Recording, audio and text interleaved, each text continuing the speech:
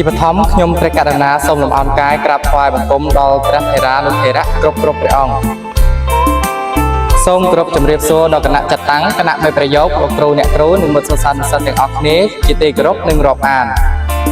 ខ្ញុំបាទឈ្មោះចៅតារាគឺជាសិស្សរៀនថ្នាក់ទី11ក3ជម្រាបសួរនាងខ្ញុំឈ្មោះនាងវិចាគឺជាសិស្សរៀនថ្នាក់ទី12ក4សូមជម្រាបសួរបងអូនឈ្មោះនាងរតនាសប្តាហ៍ថ្ងៃរៀនថ្នាក់ទី11ក3ជម្រាបសួរនាងខ្ញុំឈ្មោះនាងផារីកេតគឺជាសិស្សរៀនថ្នាក់ទី11ក2ជម្រាបសួរនាងខ្ញុំឈ្មោះនាងលីតាសប្តាហ៍ថ្ងៃរៀនថ្នាក់ទី12ក2ជម្រាបសួរនាងខ្ញុំឈ្មោះចៅធីគឹមងឹងគឺជាសិស្សរៀនថ្នាក់ទី12ក3ជំរាបសួរខ្ញុំបាទឈ្មោះចៅបូណាសប្តាហ៍ថ្ងៃរៀនថ្នាក់ទី10ក1ពួកយើងគឺជាសិស្សមកពីវិទ្យាល័យជនជាតិអន្តរវិសិទ្ធខេត្តអាយ៉ាង2យើងខ្ញុំពិតជាមានសេចក្តីសោមនស្សរីករាយយ៉ាងក្រៃលែងដែលបានមកចូលរួមនៅក្នុងសម័យប្រឡងប្រកួតវោហារស័ព្ទភាសាខ្មែរលើកទី5ជាមួយនឹងប្រធានបទយុវជនជាមួយបច្ចេកវិទ្យា Digital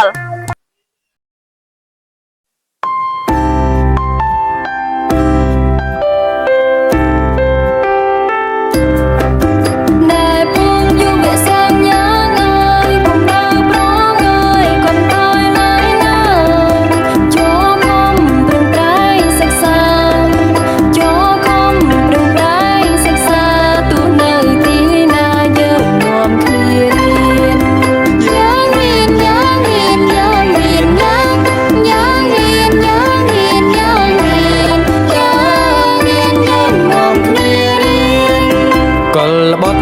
ើងនា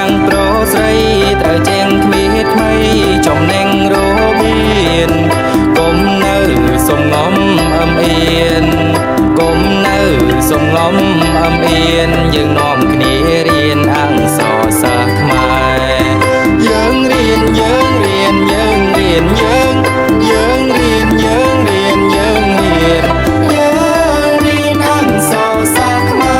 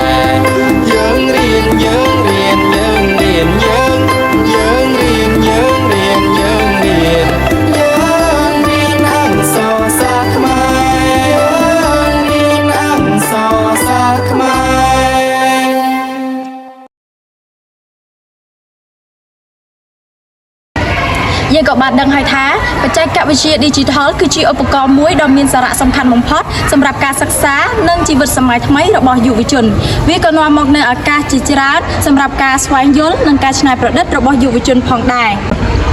សំណួរសួរថាយុវជនត្រូវប្រើប្រាស់បច្ចេកវិទ្យាបែបណាដើម្បីអាចអភិវឌ្ឍខ្លួននិងដឹកនាំខ្លួនឯងឆ្ពោះទៅកាន់អនាគតដ៏ល្អប្រសើរដូច្នេះហើយនៅថ្ងៃនេះយើងទាំងអស់គ្នានឹងបកស្រាយបំភ្លឺអំពីប្រធានបទមួយនេះជាប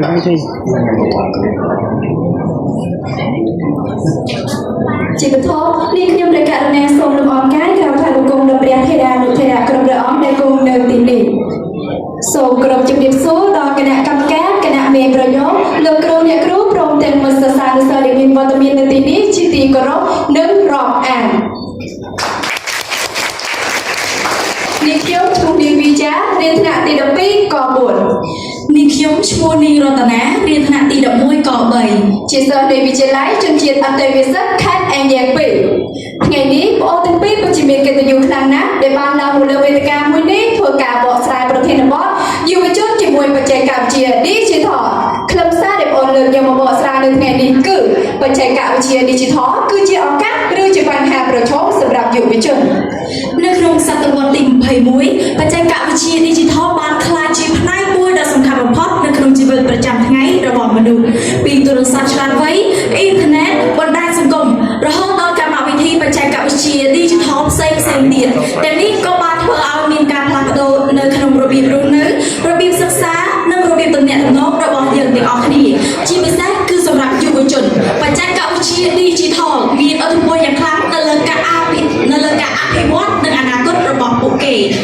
ដើម្បីជាមូលដ្ឋានគ្រឹះក្នុងការអធិប្បាយខ្លឹមសារនៃប្រធានបទខាងលើប្រកបដោយអត្ថន័យជ្រាលជ្រៅនោះនាងខ្ញុំសូមបញ្យល់ពីកលឹះជាមុនសិនថាតើអ្វីទៅគឺជាបច្ចេកវិទ្យា Digital បច្ចេកវិទ្យា Digital ឬក៏ហៅថា Digital Technology គឺជាការប្រើប្រាស់ឧបករណ៍អេឡិចត្រូនិកប្រព័ន្ធកុំព្យូទ័រនិងទូរគមនាគមន៍ដើម្បីបង្កើតរក្សាទុកបំផ្លាញនិងវិភាគទិន្នន័យបច្ចេកវិទ្យា Digital បានផ្លាស់ប្ដូរស្ទើរតែគ្រប់ផ្នែកនៃជីវិតសម័យទំនើបការធ្វើដំណើរការងារការទិញទំនិញការកំសាន្តនិងការប្រស្រ័យទាក់ទងគឺជាផ្នែកដែលត្រូវបានធ្វើបដិវត្តន៍នៅក្នុងប្រមាណទសវត្សរ៍ថ្មីៗនេះជាដំបូងយើងត្រូវទទួលស្គាល់ថាបច្ចេកវិទ្យា Digital បាននាំមកនូវឱកាសយ៉ាងច្រើនសម្រាប់យុវជនតាមរយៈអ៊ីនធឺណិតយុវជនអាចស្វែងរកចំណេះដឹងបានយ៉ាងឆាប់រហ័សសិស្សានុសិស្សអាចសិក្សាតាមអនឡាញស្វែងរកឯកសារសិក្សាភាសាបរទេសនិងអភិវឌ្ឍជំនាញផ្សេងៗបានយ៉ាងងាយស្រួលមិនតែប៉ុណ្ណោះបច្ចេកវិទ្យា Digital ក៏បានបង្កើននូវឱកាសសម្រាប់ការសិក្សានិងការងារថ្មីៗផងដែរបន្តទៀតបច្ចេកវិទ្យា Digital បានបើកទូលាយក្នុងឱកាសសិក្សានិងការស្វែងរកចំណេះដឹងការពីមុនប្រសិនបើយើងចង់ស្វែងរកព័ត៌មានយើងត្រូវទៅបណ្ណាល័យឬសួរគ្រូបង្រៀនប៉ុន្តែសប្តាហ៍ថ្ងៃយុវជនគ្រាន់តែមានទូរស័ព្ទឆ្លាតវៃឬក៏កុំព្យូទ័រនិងអ៊ីនធឺណិតក៏អាចស្វែងរកចំណេះដឹងនិងរឿងអ្វីៗថ្មីៗបានពីគ្រប់ទីកន្លែងឧទាហរណ៍យុវជនអាចសិក្សាតាមវីដេអូអានសៀវភៅអេឡិចត្រូនិកនិងរៀនភាសាបរទេសបានពីគ្រប់កន្លែងបន្ទាប់មកបច្ចេកវិទ្យា Digital ក៏បានផ្ដល់នូវឱកាសនៅក្នុងការច្នៃប្រឌិតនិងជំនាញរបស់យុវជនអាចបង្កើតនូវវេទិកា Digital ដោយខ្លួនឯងនៅក្នុងការធ្វើវីដេអូធ្វើប្លុកឬក៏ធ្វើការរចនា graphic ហើយពួកគេក៏អាចចែករំលែកអ្វីទាំងនោះជាមួយនឹងមនុស្សជាច្រើននៅលើបណ្ដាញសង្គមផងដែរតាមរយៈនេះយុវជនអាចបង្ហាញនូវសមត្ថភាពនិងគំនិតច្នៃប្រឌិតរបស់ខ្លួនទៅកាន់សង្គមបានទៀតផងលើពីនេះទៅទៀតបច្ចេកវិទ្យា Digital ក៏បានបង្កើតនូវឱកាសការងារថ្មីៗជាច្រើនជាក់ស្ដែងមានការងារជាច្រើនណាស់ដែលទាក់ទងជាមួយនឹងបច្ចេកវិទ្យាដែលមានដូចជាការរចនាគេហទំព័រការបង្កើតកម្មវិធីការបង្កើតទីផ្សារ Digital និងការលក់ទំនិញតាមអនឡាញហើយយុវជនក៏អាចប្រើប្រាស់បច្ចេកវិទ្យាដើម្បីបង្កើតអាជីវកម្មតូចៗដែលអាចនាំមកនូវផលចំណេញបន្តិចបន្តួចសម្រាប់ខ្លួនពួកគេផងដែរតាមហេតុផលដោយសារតែហេតុផលទាំងនេះហើយយើងក៏អាចឃើញថាបច្ចេកវិទ្យា Digital បាននាំមកនូវឱកាសជាច្រើនសម្រាប់យុវជននៅក្នុងការសិក្សាការអភិវឌ្ឍខ្លួននិងការសម្រេចក្តីសុបិនរបស់ពួកគេទោះជាយ៉ាងណាក៏ដោយបច្ចេកវិទ្យា Digital ក៏បាននាំមកនូវបញ្ហាប្រឈមមួយចំនួនសម្រាប់យុវជនផងដែរយុវជនខ្លះអាចចំណាយពេលច្រើនពេកលើទូរស័ព្ទឆ្លាតវៃឬក៏បណ្ដាញសង្គមរហូតដល់ថ្នាក់ភ្លេចការសិក្សានិងភារកិច្ចរបស់ខ្លួនហើយក៏មានបញ្ហាផ្សេងៗដូចជាព័ត៌មានមិនពិតការប្រើពាក្យមិនសមរម្យលើបណ្ដាញនិងការប្រើបច្ចេកវិទ្យាខុសគោលបំណងទាំងនេះអាចប៉ះពាល់ដល់ការសិក្សាសុខភាពផ្លូវចិត្តនិងទំនាក់ទំនងក្នុងសង្គមប្រសិនបើយុវជនមិនដឹងពីរបៀបប្រើបច្ចេកវិទ្យាឲ្យបានត្រឹមត្រូវសរុបសេចក្តីមកយើងអាចសន្និដ្ឋានបានថាបច្ចេកវិទ្យា Digital អាចទាំងជាឱកាសនិងជាបញ្ហាប្រឈមសម្រាប់យុវជនវាអាស្រ័យទៅលើរបៀបដែលយើងប្រើវាប្រសិនបើយើងប្រើវាសម្រាប់ការសិក្សាការស្រាវជ្រាវនិងការអភិវឌ្ឍខ្លួនវាអាចនឹងក្លាយជាឧបករណ៍ដ៏មានតម្លៃសម្រាប់អនាគតប៉ុន្តែប្រសិនបើយុវជនប្រើវាដោយគ្មានការគ្រប់គ្រងវាអាចនឹងនាំឲ្យមានបញ្ហាផ្សេងៗជាច្រើននោះទៀតដូច្នេះហើយក្នុងនាមជាយុវជនសម័យថ្មីមួយរូបយើងត្រូវតែខិតខំសិក្សានិងស្វែងយល់នៅក្នុងការប្រើប្រាស់បច្ចេកវិទ្យាដោយពោរពេញភាពឆ្លាតវៃមានវិន័យនិងមានការទទួលខុសត្រូវយើងត្រូវធ្វើជាម្ចាស់របស់បច្ចេកវិទ្យាមិនមែនឲ្យបច្ចេកវិទ្យាមកគ្រប់គ្រងលើយើងនោះទេសូមយុវជនទាំងអស់ប្រើប្រាស់បច្ចេកវិទ្យាដើម្បីបង្កើតនូវអនា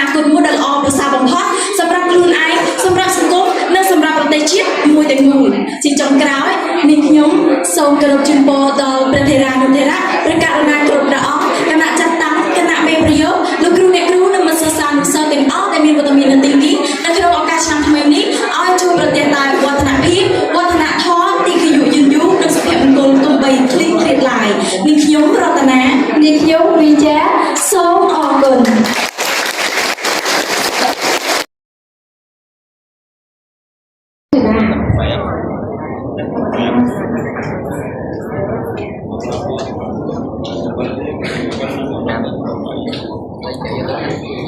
សូមជម្រាបសួរនាងខ្ញុំមកពីក្រុងយូស្របនាងខ្ញុំយូស្របជាមួយប្រធានបទខាងលើអាចថាបណ្ដាញសង្គមធ្វើឲ្យកាត់បន្ថយភាពទំនាក់ទំនងរបស់ភាពទំនាក់ទំនងផ្ទាល់របស់យុវជនពីព្រោះសពថ្ងៃយុវជនតែងតែស៊ាំនឹងការជជែកតាមសារនៅក្នុងបណ្ដាញសង្គមទាំងនេះក៏បានធ្វើឲ្យសមត្ថភាពបកស្រាយបញ្ហាការបកស្រាយផ្ទាល់របស់យុវជនមានការខ្មាស់អៀនមិនមានទំនុកចិត្តហើយទី2ទៀតគឺមិនសូវមានការជួបមុខផ្ទាល់តែគ្រាន់តែជជែកវែកញែកលើបណ្ដាញសង្គមធ្វើឲ្យយុវជនបាត់បង់នៅក្នុងការអនុវត្តមិនមានភាពជឿជាក់មិនមានភាពជិតស្និទ្ធជាមួយនឹងមិត្តឬក៏ជាមួយនឹងអ្នកដែលយើងចង់វែកញែកនិងរាប់អានជាមួយចា៎សូមអរគុណប៉ុន្តែខ្ញុំមិនយល់ស្របថាវាជាមូលហេតុសំខាន់បំផុតទេព្រោះជំនាញតំណាក់តំណងអាស្រ័យលើការអនុវត្តលើខ្លួនឯងនិងការបរិយាកាសផងដែរ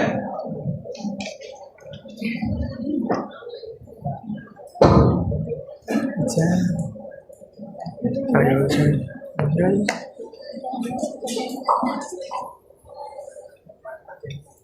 ដូចជាពាក្យមួយបាននិយាយថាទុក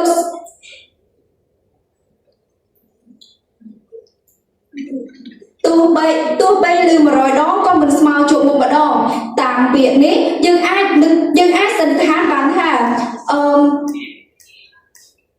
ដូចជាប្រសិនបើយើងដូចយុវជនខ្លះស្រឡាញ់គ្នាតាមអនឡាញហើយមិនដែលបានជួបមុខគ្នាមួយដងណាឡើយហេតុនេះហើយពេលថ្ងៃណាមួយពួកគេជួបមុខគ្នាពួកគេនឹងមានការខ្មាស់អៀននឹងមិនអាចជជែកគ្នាហើយក៏មិនសូវយល់ចិត្តគ្នាទាំងនេះក៏អាចមានន័យថាបច្ចេកវិទ្យានៅក្នុងសង្គមនេះក៏អាចធ្វើឲ្យកាត់បន្ថយនៅក្នុងភាពជិតស្និទ្ធរបស់មនុស្សគ្រប់គ្នាបានដែរចាអរគុណយោបល់របស់ក្រុមនេះប៉ុន្តែក្រុមខ្ញុំគិតថាបណ្ដាញសង្គមនេះគឺជាកន្លែងដែលយើងហាត់ការនិយាយទំនាក់ទំនងដើម្បីយើងចេញខាងក្រៅយើងនិយាយទំនាក់ទំនងបានស្រួលជាងហើយវាតែនៅពង្រីកសមត្ថភាពគិតរបស់យើងទៀតដូចជាវាបំពេញនៅពាក្យថ្មីដូចជាកិច្ចការក្នុងការសិក្សារៀនសូត្រអញ្ចឹងណាយើងរៀនពាក្យថ្មីយើងដើម្បីយើងទៅរៀនបន្តចូលមុខគ្នាអញ្ចឹងយើងមានយោបល់មានយោបល់ដូចជាឧទាហរណ៍មួយក្រុមសិស្សគេ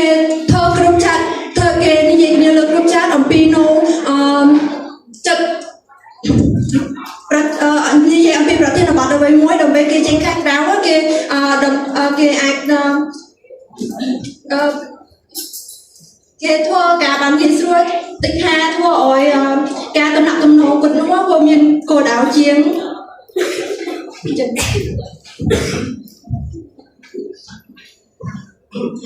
បើសិនយើងធ្វើការងារតាមជាក្រុម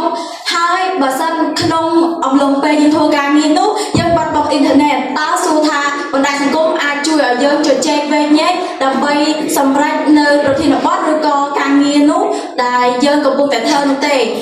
អញ្ចឹងហើយយើងក៏អាចឃើញថាបណ្ដាញសង្គមក៏បង្កើតនៅក្នុងការបាត់បង់ពេលវេលានៅក្នុងការសិក្សាការធ្វើការងារឬក៏អ្វីៗជាច្រើនផងដែរហើយបន្ទាប់ទៀតយើងក៏បានឃើញថាដោយអំបញ្ញមិញនិយាយថាទោះបីឮ100ដងក៏មិនស្មើជួបនឹង1ដងតាមបណ្ដាញសង្គមនៅក្នុងការ call video chat យើងគ្រាន់តែឃើញនៅរូបភាពប៉ុន្តែយើងមិនអាចប៉ាន់ស្មានអំ ពីកម្ពស់ឬក៏គីឡូរបស់ម្នាក់នោះឡើយប៉ុន្តែបើសិនយើងជួបមុខផ្ទាល់យើងក៏អាចឃើញថាអ្នកនោះស្គមឬក៏ធាត់ខ្ពស់ឬក៏ទាបអញ្ចឹងហើយយើងក៏អាចនិយាយវែងញែកជជែកគ្នាលេងដោយពោពេញភាពសប្បាយយើងក៏អាចនឹងនាំគ្នាទៅដើរលេងដើម្បីបង្កើតនូវភាពជិតស្និទ្ធឬក៏បង្កើតនូវភាពជិតស្និទ្ធជាមួយនឹងគ្នាផងដែរចា៎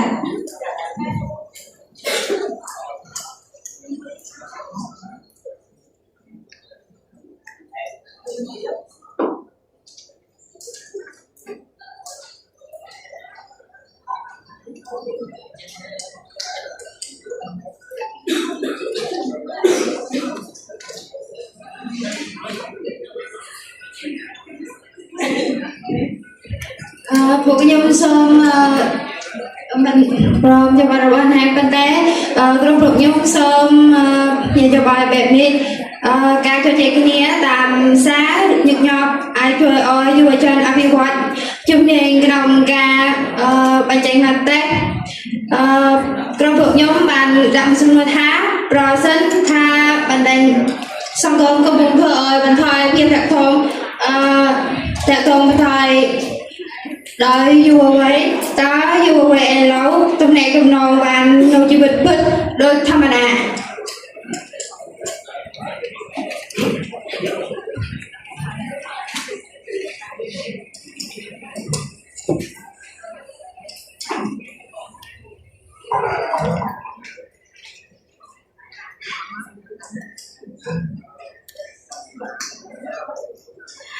ចាសសូមអធិស្ឋានពីអមិញមិញក្រុមរបស់នាងខ្ញុំស្ដាប់មិនទាន់ច្បាស់នៅក្នុងការអធិប្បាយរបស់ក្រុមអ្នកឡាយសូមអ្នកបកស្រាយថែមម្ដងទៀត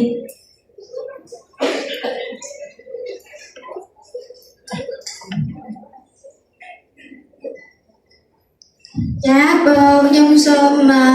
អធិស្ឋានមកការជជែកគ្នាតាមសារ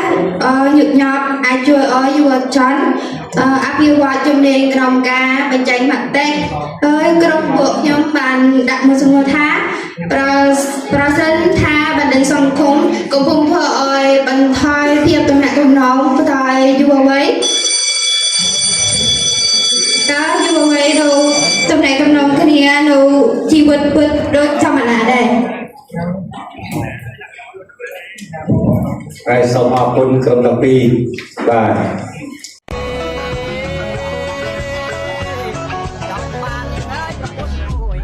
ចង់បាននាងអើយប្រពន្ធមួយ